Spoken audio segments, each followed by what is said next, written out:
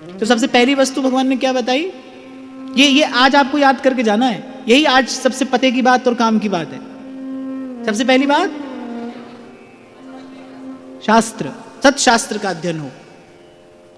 WhatsApp का ज्ञान नहीं चाहिए, उसकी कोई आवश्यकता नहीं है। फिर दूसरी बात, प्रजा, संघ। तीसरी बात, देश। फिर भगवान कह रहे काल, समय। कोई समय ऐसा होता है जिस समय भगवत चिंतन ही करना चाहिए, कुछ और नहीं करना चाहिए। ऐसे हमारे यहां शास्त्रों में लिखा है संध्या के समय। इसलिए हमारे यहाँ अनादिकाल से यही परंपरा चली आ रही कि जब संध्या का समय हो तब अपने इष्ट का ही सेवन करे, भजन करे, कुछ साधन करे, कुछ नाम जप करे। कोई काल ऐसा होता है जिस समय भजन भाव बड़ी शीघ्र फलीभूत होता है, और अगर उसके स्थान पर कुछ और किया जाए तो बड़ी भयंकर हानि भी हो सकती है। दिति ने जब उत्तरीय वस्त्र पकड़ लिया महर्षि कश्यप का संध्या का समय कि मैं इस समय कामातुर हो रही हूं और आप मेरी मनोकामना पूर्ण करिए। कश्यप कह रहे हैं देवी ये संध्या का समय है, महादेव इस समय भ्रमण के लिए निकलते हैं, ये देवाराधन का समय है, ये तो ब्रह्मचिंतन का समय है। ऐसे समय में ऐसी अपवित्र वार्ता शोभा नहीं देती। पर उसने कहा मैं आपकी पत्नी हूं, मेरा मनोरथ पूर्ण करना आपका कर्तव्य है। महर्षि कश्यप ने देख लिया भाई होनहार है, वही ही जो राम रचि राखा, ये होनहार है। महर्षि कश्यप ने देख लिया कि अब जो घटना घटेगी उसका परिणाम क्या होगा? उसका परिणाम होगा सारी सृष्टि में विध्वंस। कोई काल ऐसा होता है जिस समय संसार की चर्चा वार्ता, संसार की क्रिया करने से आपकी आसुरी वृत्तियां प्रबल होती हैं। जैसे मैं आपसे उस दिन कह रहा था कुछ लोग आधी रात को खाते हैं, उसका क्या परिणाम होता है? एक समय का भोजन है जो आपके भीतर देवताओं को मिल रहा है, एक समय का भोजन है जो आपके भीतर असुरों को मिल रहा है। अब रोज आप असुरों को भोजन दोगे तो असुर आपको छोड़कर क्यों जाएंगे? हाँ बताओ, उनको बढ़िया भोजन मिल रहा है, बढ़िया आप उनकी सेवा कर रहे हैं। हमारे यहाँ तो ऋषि मुनि यही बात कहते हैं कि असुर तभी रहते हैं आपके शरीर में, आपके आसपास, जब आप उनको रहने के लिए स्थान देते हो। अगर रहने के लिए स्थान ही नहीं दोगे तो कैसे रहेंगे? आसुरी वृत्तियों को स्थान आप ही के द्वारा दिया जा रहा है। तो असमय यदि आप भोजन करेंगे, काल का विचार न करते हुए भोजन करेंगे तो शरीर में आसुरी वृत्तियां प्रबल होंगी, क्रोध बढ़ेगा, आलस्य बढ़ेगा, प्रमाद बढ़ेगा, अभिमान बढ़ेगा, विषय वासना प्रबल होगी यदि आप असमय भोजन करते हैं। भगवान कह रहे हैं चौथा इस बात का विचार करना, अगर सत्व गुण की वृद्धि करनी है तो फिर समय का विचार करना। और मैं तो कहता हूं समय के विचार से अधिक समय का सदुपयोग करना। और समय का सदुपयोग कैसे करना? कृष्ण गोविंद गोविंद गोपाल नंदलाल, कृष्ण गोविंद गोविंद हे गोपाल नंदलाल। भजन कर, नाम स्मरण करना, ये समय का सबसे सुंदर सदुपयोग है। फिर भगवान कह रहे कर्म, क्योंकि कर्म प्रधान विश्व करी राखा। जो हम करते हैं उससे कुछ रचते हैं हम अपने जीवन में। शुभ कर्म हो, किसी के सुख का कारण बने, किसी के लिए हम सहयोगी बने, ऐसा कर्म हो। ऐसा कर्म जीवन में सत्वगुण की वृद्धि कराता है। एक बात मैं आपको अपनी ओर से यहां पर कहकर आगे बढ़ूंगा। प्रत्येक व्यक्ति केवल सुख और शांति ही तो खोज रहा है। प्रत्येक व्यक्ति को तलाश किसकी है? सुख की है, शांति की है। ये अशांत मन कैसे शांत हो जाए, कैसे 2 घड़ी उस शांति की अनुभूति हो जाए, इसी की तो तलाश प्राणी मात्र को है। पर वो सुख शांति भाई रजोगुण और तमोगुण का नाश होने से जब सत्वगुण की वृद्धि होती है तभी प्राप्त होती है। उस शांति को प्राप्त करने की विधि हमारे शास्त्रों ने बताई है, हमारे गुरुजनों ने बताई है। भगवान बता रहे हैं कैसे शांत हो जीव का मन। मन शांत होगा तभी तो भजन करेगा, अशांत मन से कैसे भजन होगा? नहीं तो मनवा तो चौदिस फिरे, ये तो सुमिरन ना है। मन शांत कैसे होगी? ये बात भगवान बता रहे हैं। किस किस क्रिया का मन पर सीधा प्रभाव पड़ता है? फिर भगवान कह रहे हैं जन्म। अब उद्धव जी ने कहा भाई जन्म पर किसका अधिकार है? जन्म तो हमारे नियंत्रण में नहीं है, जन्म तो जहां हुआ सो हुआ। भगवान ने कहा जो हुआ सो हुआ। फिर भगवान ने कहा एक दूसरा जन्म भी तो होता है ना। यहां भगवान संकेत कर रहे हैं गुरु दीक्षा। भगवान ने कहा किसी सदगुरु से जाकर दूसरा जन्म ग्रहण करें। अगर पूर्व के प्रारब्ध से अशुद्ध जन्म है तो फिर भगवान कह रहे हैं गुरु से जाकर दीक्षा ग्रहण करके अपना जन्म शुद्ध करे। ये जन्म शुद्धि की विधि भगवान बता रहे हैं। सदगुरु से, किसी वैष्णव से भगवान का नाम श्रवण करे, भगवत उपासना की विधि प्राप्त करे। हम कहते हैं ना भाई, जिस दिन दीक्षा होती है नया जन्म होता है, उसी जन्म की बात भगवान कह रहे। इस प्रकार अपने जन्म की शुद्धि करे, कर्म की शुद्धि करे, अपने स्वाध्याय की शुद्धि करे, जिस स्थान पर रहता है उस स्थान की शुद्धि करे। जहां भी रहते हो आप, जहां भी रहते हो भाई, आसपास का वातावरण नहीं बदल सकते, अपने घर का वातावरण तो बदल ही सकते हो। अपने घर में थोड़ी देर नाम जप करो, भगवान के नाम का कीर्तन करो, सदग्रंथ का अध्ययन करो, आपके घर का परमाणु बदलेगा।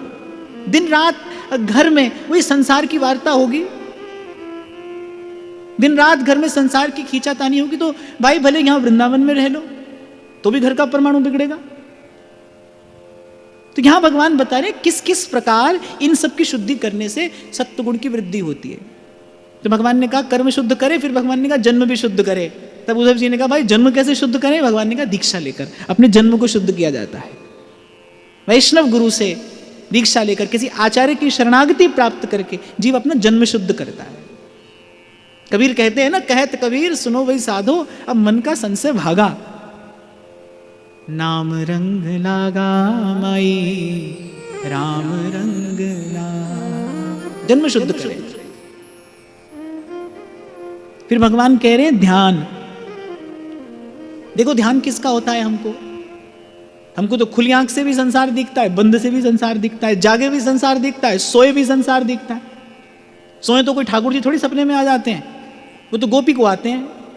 हमको तो जागे भी संसार दिख रहा है, सोए भी संसार दिख रहा है, सतत संसार का ही ध्यान है। तो फिर भगवान ने कहा ध्यान शुद्ध करे। ध्यान कैसे शुद्ध करे? फिर भगवान कह रहे मेरे रूप का ध्यान करके। भगवान के रूप का ध्यान करने से ही ध्यान शुद्ध होता है। प्रभु के श्रृंगार का ध्यान करो, प्रभु की मुस्कान का, प्रभु की चितवन का, प्रभु की बोलन का, प्रभु की चलन का, प्रभु की लीला का ध्यान करो, इसी से ध्यान शुद्ध होगा। फिर भगवान कह रहे मंत्र की शुद्धि। अब शास्त्रों में तो तमाम प्रकार के मंत्र ऐसे हैं जिनको कामना की पूर्ति के लिए जपा जाता है। रूपम देही, जयम देही, ऐसे ऐसे कितने प्रकार के मंत्र हैं। भगवान ने कहा ऐसा मंत्र न जपे, शुद्ध मंत्र जपे। कैसा मंत्र? जिससे मेरी भक्ति भावना की वृद्धि हो। और यहां तो मैं एक बात कहूंगा भाई, कलयुग में सब मंत्रों का मंत्र जो है ना, वो भगवान का नाम है। प्रभु का नाम जपिए। नाम उजागर मंत्र है, नाम सर्वोपरि मंत्र है, नाम सर्वश्रेष्ठ मंत्र है। नाम नामकारी बहुधा निज सर्वशक्ति। भगवान ने अपनी सारी शक्ति नाम में रखी है, नाम से श्रेष्ठ और कुछ नहीं। यही कलि कर्म न धर्म विवेकु, राम नाम अवलंबन एकु। नाम जपिए, यही मंत्र की शुद्धि है। नाम जपिए, एक शब्द हरिवंश नाम राख्यो समीप करिए। मन क्रम वचन कहो नित टेरे, श्री हरिवंश प्राण धन मेरे। नाम जपिए, ये मंत्र की शुद्धि है। और मंत्र की शुद्धि होने से ध्यान शुद्ध होगा भाई। जो मंत्र जपोगे वही तो ध्यान में प्रकट होगा ना। मंत्र के अंदर शक्ति होती है ना, आपकी चेतना को यहां से वहां ले जाने की। जैसा मंत्र आप जपोगे, आपकी चेतना मंत्र के पीछे पीछे चलती है। बहुत सारे लोग इसी द्वंद्व में देखे हैं मैंने। वो कहते हैं राम का मंत्र मिला है, प्रिय कृष्ण लगते हैं, क्या करें? वो जीवन भर बेचारे द्वंद्व में रहते हैं। अब जब आप श्री राम कहेंगे तो धनुर्धारी भगवान ही सामने आएंगे, जब आप श्री कृष्ण कहेंगे तो मुरली मनोहर ही सामने आएंगे। इसमें किसी का वश थोड़ी है, तो मंत्र की नाम की शक्ति है। इसीलिए अपने भाव के अनुकूल अनुरूप उपासना पद्धति प्राप्त करना चाहिए। जैसा आपका भाव है, आपकी रुचि क्या है, और अपनी रुचि को जानने के लिए सत्संग करना चाहिए। सत्संग करोगे तो अपनी रुचि की खबर पड़ेगी। फिर रुचि के अनुकूल अनुरूप मंत्र ग्रहण करना चाहिए। मंत्र शुद्ध होगा तो फिर ध्यान शुद्ध होगा। फिर भगवान कह रहे हैं संस्कार की शुद्धि, संस्कारों की शुद्धि। अब संस्कारों की शुद्धि तो भाई बड़ी विस्तृत चर्चा हो सकती है। मैं कहता हूं एक संस्कार अपने जीवन में ले आओ, उससे सब संस्कारों की शुद्धि हो जाती है। और वो एक संस्कार है सत्संग का संस्कार। सत्संग का संस्कार सब संस्कारों को शुद्ध कर देता है। कोई भी अशुद्धि हो, कोई भी अपावनता जीवन में हो, वो सत्संग के संस्कार से सुसंस्कृत होने पर दूर हो जाती है। एक और बात भगवान ने कही है यहां। भगवान ने कहा जल की शुद्धि। क्यों? देखो, हमारे शरीर में सर्वाधिक क्या है? जल है। इस संसार में सबसे अधिक क्या है? जल है। और एक और बात यहां पर बड़ी महत्वपूर्ण है, समझने की है। जल के पास किसी भी भाव को स्मरण में रखने की शक्ति सबसे अधिक होती है। जल की जो ये शक्ति है सबसे अधिक है, पंच तत्वों में ये शक्ति जल के पास सर्वाधिक है। इसीलिए आप देखो ऋषि मुनि अपने कमंडल में जल रखते हैं ना, जब तप करते हैं, वो जल जो है वो तपपूत हो जाता है। आशीर्वाद देना हो तो भी छींटा मार देंगे, श्राप देना हो तो भी उसी से छींटा मार देंगे। उस जल के पास क्या है? उस जल के पास तप की शक्ति संचित है, तपपूत जल है वो। देश विदेश के वैज्ञानिक लगे रहते हैं कि भाई गंगा जल में ऐसा क्यों नहीं होता, गंगा जल दूषित क्यों नहीं होता। भाई गंगा जल के पास नारायण के चरण कमलों के स्पर्श की स्मृति है। गंगा जल को याद है कि मैंने नारायण के चरण कमलों का स्पर्श किया है। वो जो नारायण के चरण कमलों के संस्पर्श की स्मृति है वही गंगा जल को कभी दूषित नहीं होने देती। और गंगा जल में क्या है? खोज लीजिए, मशीन से कुछ खोज सकते हैं, वैज्ञानिक कुछ निकाल सकते हैं, कुछ नहीं निकाल सकते हैं, निकालिए। गंगा जल के पास क्या है? क्योंकि जल के पास स्मरण रखने की शक्ति है। जल बड़ी दीर्घ काल तक किसी भी तरंग को अपने भीतर समेट कर संजो कर रख सकता है। गंगा जल के पास स्मृति है कि मैंने नारायण के चरण कमलों को छुआ है, उन चरणों की धोवन हूं मैं। वही स्मृति गंगा जल को ऐसा निर्मल स्वच्छ पवित्र बनाए रखती है। जीव भी भगवान के चरण कमलों का स्मरण रखे तो सदा सर्वकाल पवित्र रह सकता है, गंगा जल सा पवित्र हो सकता है। अरे संत तो कहते हैं गंगा जल को भी पवित्र करने वाले संतों के चरण हैं, जो भगवान का निरंतर स्मरण करते हैं, जिनके हिय में बसत हैं तीन लोक के नाथ। स्वामी श्री अखंडानंद जी महाराज तो कहा ही करते थे, कितने लोग गंगा में जाकर अपना पाप धोते हैं, वो पाप गंगा जल को ही तो लगता है, कहाँ जाता है? फिर गंगा जी कैसे शुद्ध होती हैं? बोले भगवान का कोई एक भक्त जब गंगा जी में गोता लगाता है, उसके संस्पर्श से गंगा जी पवित्र हो जाती है। बड़ी बात है। क्या है भाई? पावन करने वाला कौन है? हरि का नाम है, हरि का नाम है। सार की बात यहां से यही मिलती है। इसलिए हमारे ध्रुवदास जी कहते हैं, जल हूं भूल न पीजिए बिन लीन्हे निज नाम। देखो क्या पीते हो आप, कैसा जल पीते हो आप। संतों महात्माओं को देखा जाता है ना, गंगा जल ही पीते हैं वो, यमुना जी का ही जल पीते हैं। गंगा जल पीने से ज्ञान बढ़ता है, यमुना जी का जल पीने से प्रेम की वृद्धि होती है, नर्मदा जी का जल पीने से तप की क्षमता बढ़ती है, कृष्णा कावेरी का जल पीने से हृदय में भक्ति आती है, ऐसा हमारे शास्त्रों में लिखा है। बोलचाल की भाषा में भी हम कह देते हैं ना, बोले अमुक व्यक्ति को लगता है इस स्थान का पानी लग गया है, पानी लग जाता है, जल का सर्वाधिक प्रभाव पड़ता है। तो भगवान ने ये बात कही है, बोले जल की शुद्धि रखे। इसलिए हमारे ध्रुवदास जी ने भजन शत का विचार करते हुए कहते कहते ये बात भी कह दी, जल की शुद्धि कैसे करे। जल हूं भूल न पीजिए बिन लीने निज नाम। अर्थात जब जब जल ग्रहण करे तो श्री जी का नाम लेकर ग्रहण करे। ऐसा करके जल की शुद्धि की जाती है, नहीं तो जल अपना प्रभाव दिखाता है भाई। और ये तो मैंने अपने जीवन में अनुभव किया है।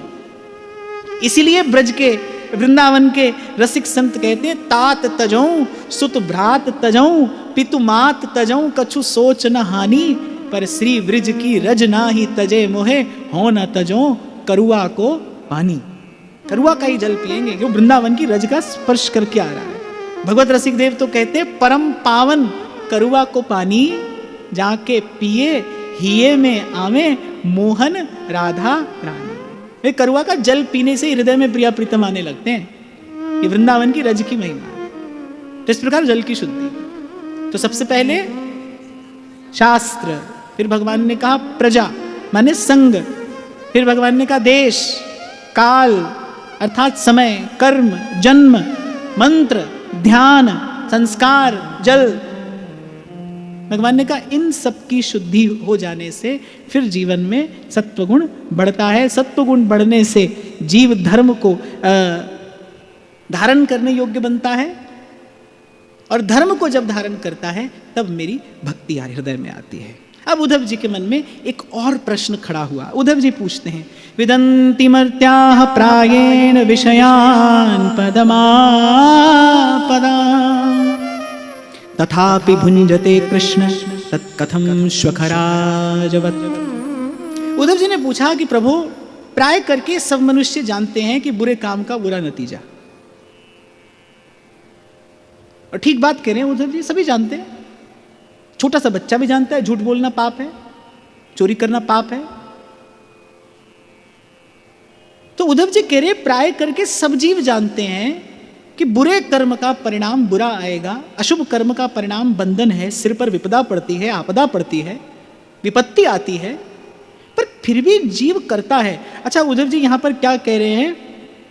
श्वखराजवत, माने कैसे करता है? श्व कहते हैं कुकर को, कुत्ता, खर मैंने गधा, अज मैंने बकरा। उद्धव जी कह रहे हैं इन तीनों की भांति न करने योग्य कर्म में प्रवृत्त होकर मनुष्य अपने लिए विपदा बुलाता है, जानते हुए भी बुलाता है। ऐसा आखिर होता क्यों है? कुकर की भांति, गधे की भांति। आज मैं नहीं कह रहा हूं, उद्धव जी कह रहे हैं। जैसे हम बोलचाल की भाषा में देखो कभी कभी कह देते हैं ना, बोले अमुक व्यक्ति बिल्कुल गाय है, ऐसा हम कह देते हैं ना, बोले अमुक व्यक्ति बिल्कुल गाय है, माने सीधा है, सरल है, दयालु है, ऐसा। तो जैसे गाय होती है ना, ऐसे ही गधा, कुत्ता, बकरा, ये भी सब मनुष्यों के भेष में डोलते हैं। मैंने तो पहले भी आपसे कहा था, माने मनुष्य जैसा दिखना एक बात है, पर मनुष्य में मनुष्यत्व होना ये दूसरी बात है। कुकर क्या करता है? वो जानता है कि इस स्थान पर जाऊंगा तो डंडा खाने को मिलेगा, फिर भी जाता है। अब जेठ के महीने में देखो कैसे एक द्वार से दूसरे द्वार पर डोलता है बेचारा, हड़काया हुआ, उसको कहीं कहीं शांति नहीं मिलती, उसे कहीं चैन नहीं मिलता। यही जीव की दशा है। एक एक विषय का चिंतन करता है, एक एक विषय का सेवन करता है, यहां से सुख पाने की चेष्टा, वहां से सुख पाने की चेष्टा। मिलता क्या है? पाद प्रहार, डंडा मारा जाता है उसे, लेकिन फिर भी छोड़ता नहीं, फिर भी नहीं छोड़ता है, बार बार वहीं जाता है। इसीलिए सहजोबाई कहती है ढुर ढुर जाऊं गही गही ले वो, कैसा हूं मैं प्रभु, बार बार वहीं जाता हूं। फिर कहते हैं खर, खर माने जोर से बोलो, गधा। अब देखो मैंने संतों के मुख से सुना है, इसलिए मैं आपको कह रहा हूं, कहना पड़ेगा क्योंकि प्रसंग उपस्थित है। ऐसा कहते हैं बोले जब गधा हमेशा गधी के पीछे ही चलता है, आगे नहीं जाता है। अब जब पीछे चलता है तो उसको बार बार लात पड़ती है, पर वो पीछे चलना छोड़ता नहीं है, फिर जाता है, फिर जाता है। कहते यही कामी पुरुष का लक्षण है, यही कामी पुरुष की दशा है। उद्धव जी भगवान से कह रहे हैं, जीव की दशा का विचार करते हुए कह रहे हैं। देखो मैं एक बहुत विनम्रता पूर्वक एक बात आपको कहूं, आप सब साधक लोग यहां पर बैठे हैं, आप स्वयं इसका विचार करना।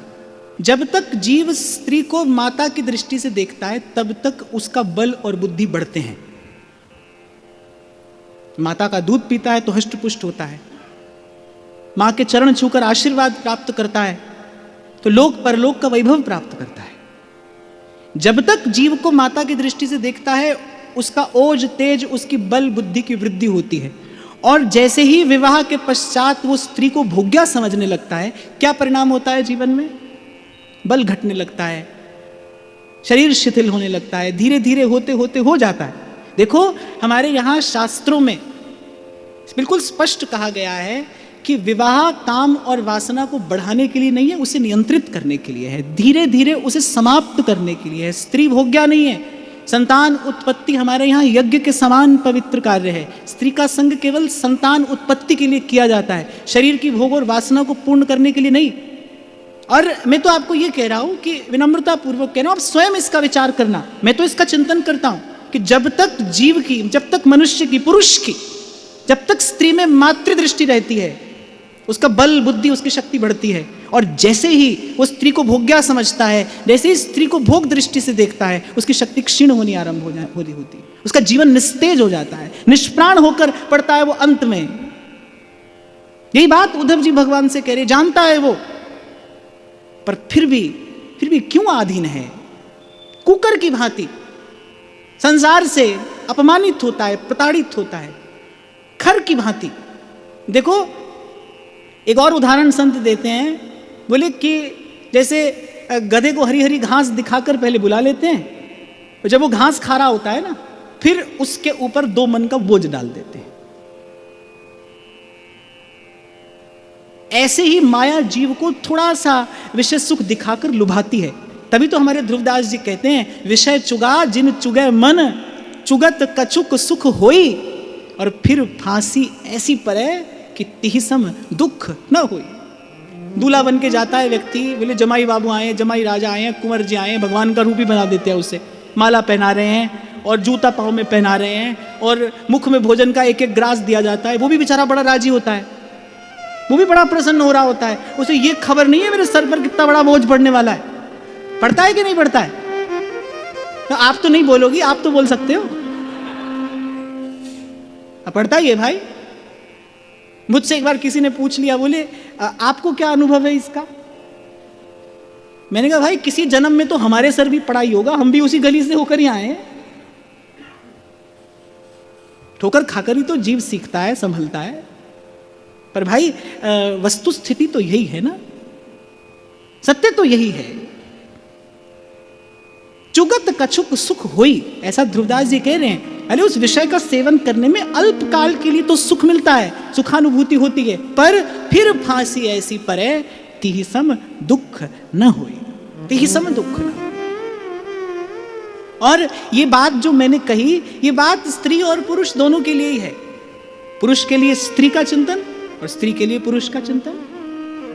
शक्ति भोग की दृष्टि से यह चिंतन अपनी शक्ति को क्षीण कराने वाला है। एक और बात मैं आपको यहां पर निवेदन करूं, केवल भोग भोगने से ही शक्ति नहीं जाती, भोग का चिंतन करने से भी शक्ति क्षीण होती है। भोग का चिंतन करने से भी आपकी शक्ति का स्खलन होता है। इसलिए या देवी सर्वभूतेषु मातृरूपेण संस्थिता नमस्तस्यै नमस्तस्यै नमस्तस्यै नमो नमः। गुरुजनों की कृपा से मुझे जीवन में इतना सा अनुभव मिला कि भाई आप स्त्री को माता की दृष्टि से देखोगे, आपका बल बुद्धि बढ़ेगा। आप जैसे ही उसे वासना की दृष्टि से देखोगे, आपकी शक्ति क्षीण होगी, आपका पतन होगा। इसीलिए मैंने स्पष्ट किया भाई हमारे यहाँ संतान उत्पत्ति के लिए स्त्री का संग है, पुरुष के लिए शास्त्र ऐसा वर्णन करते हैं, भोग भोगने के लिए नहीं है। इस अमूल्य अवसर को उस विषय की अग्नि में झोंक देने के लिए ऐसा नहीं है।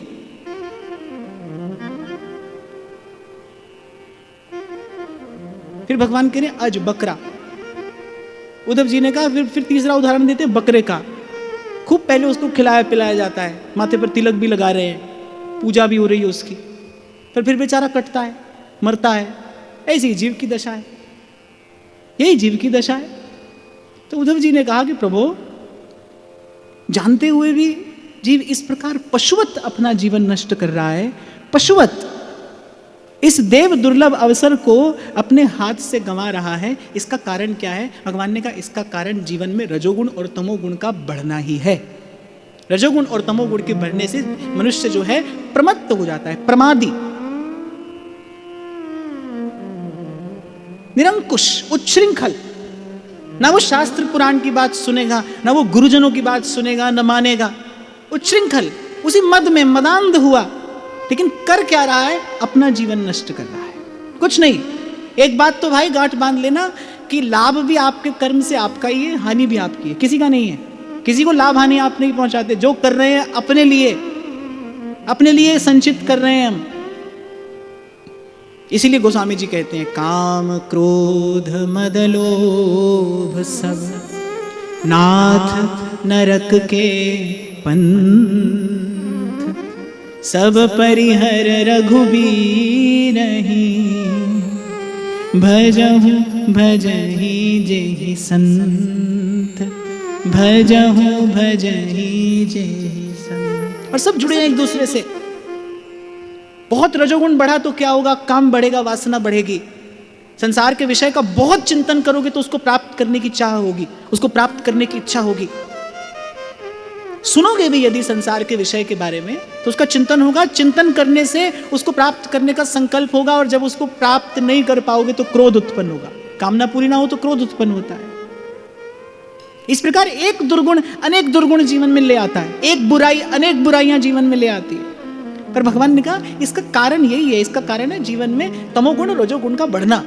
इसीलिए मैंने प्रथम आरंभ में ही आपको निवेदन किया, भाई ये बड़े काम की बात भगवान ने उद्धव जी से बताई है। ये रहस्य उद्धव जी को भगवान बता रहे, भाई मनुष्य की ऐसी दशा क्यों है, क्यों जानते बूझते पाप करता है। क्यों भीतर से इतना निर्बल है, शुभ संकल्प नहीं ले पाता, शुभ संकल्प को पूर्ण नहीं कर पाता? क्योंकि शक्ति का क्षय हो रहा है। न देखने योग्य दृश्य देखता है, न सुनने योग्य बात सुनता है, न खाने योग्य वस्तु खाता है पीता है, और न चिंतन करने योग्य बात का चिंतन करता है। इस सब को करने से क्या होता है? शक्ति क्षीण होती है। देखो, ये तो आपने सुना होगा ना, प्रत्येक इंद्रिय का अधिष्ठात्र एक देवता है। जैसे हमारे यहाँ कहते हैं चंद्रमा मनसो जातः चक्षुषो सूर्यो रजायतः। दृष्टि के देवता, नेत्रों के देवता कौन से? सूर्य हैं। चंद्रमा मन के देवता हैं। आप कुछ गलत देखोगे तो आप उस दैवी सत्ता की अवज्ञा करो, अवहेलना करो, उसका दंड मिलेगा आपको। इसीलिए आरंभ में ही भगवान ने उद्धव जी को कहा, पश्यन् मदात्मकं विश्वम, मेरे भाव से सबको देखना, माने काम के भाव से नहीं, राम के भाव से सबको देखना। देखो भाई, ये तो आपको मान लेना पड़ेगा कि शुद्ध अंतःकरण में ही भगवान आकर विराजेंगे, निर्मल मन में ही भगवान आएंगे। मैंने आपको उस दिन भी सुनाया कि धन्ना के बुलाने पर आते हैं भगवान, जब बुलाता है तब आ जाते हैं, जो काम कहता है वो काम कर देते हैं। फिर एक दिन मन में आया, बोले मुझे हृदय से नहीं लगाते। माने जैसे एक व्यक्ति आपका काम तो कर रहा है लेकिन उसका आपसे अपनापन नहीं है, उसकी आपसे आत्मीयता नहीं है, तो धन्ना को कहीं ना कहीं अभाव लग रहा है उस आत्मीयता का। बोले मैं बुलाता हूं तो आ भी जाते हैं, मेरा कहा काम भी करते हैं, पर मुझे अपना सा नहीं बना रहे हैं, मुझे अपना नहीं बनाते हैं। तो भगवान ने कहा, भाई जन्म कर्म शुद्ध करके मेरे पास में आओ। किसी गुरु से दीक्षा लेकर, उपासना का संस्कार लेकर जब जीव आता है, अपना तो मैं उसे तभी बनाता हूं। इसलिए आपकी बात ठाकुर जी सुन रहे हैं, मन चाहा फल आपको मिल रहा है, मनोकामना पूर्ण हो रही है, इस बुलावे में नहीं आना। ये तो प्रभु किसी के लिए भी करते हैं। और मैं तो कहता हूं, कल्पतरु के सन्मुख जाने वाला, उसे मांगना नहीं पड़ता, उसके मन की इच्छा बिना मांगे पूर्ण होती है। बिन बोलिया सब किछ जान, बिना मांगे। और भगवान का तो नाम है भक्त वांछा कल्पतरु। भक्त की वांछा को कल्पतरु के समान श्री कृष्ण पूर्ण करते हैं। इसलिए थोड़ा संसार मांगा, मिल गया, जैसा हमने चाहा वैसा हो गया, हमारे मन की इच्छा पूर्ण हो गई। माने इसे कोई कसौटी ना बनाना। देखो भगवान में अपनापन है कि नहीं, प्रभु आपको अपना समझते हैं कि नहीं। और प्रभु अगर आपको अपना समझेंगे तो आपके जीवन में क्या होगा? संत का संग होगा और संत की सेवा होगी। जिसको प्रभु अपना समझते हैं उसको सत्संग देते हैं और संत की सेवा में लगा देते हैं। भाई ये हमारा अपना जीव है, इसलिए ये हमारा अपना कार्य करेगा। ये हमारा अपना है, ये अब ये हमारा कार्य करेगा।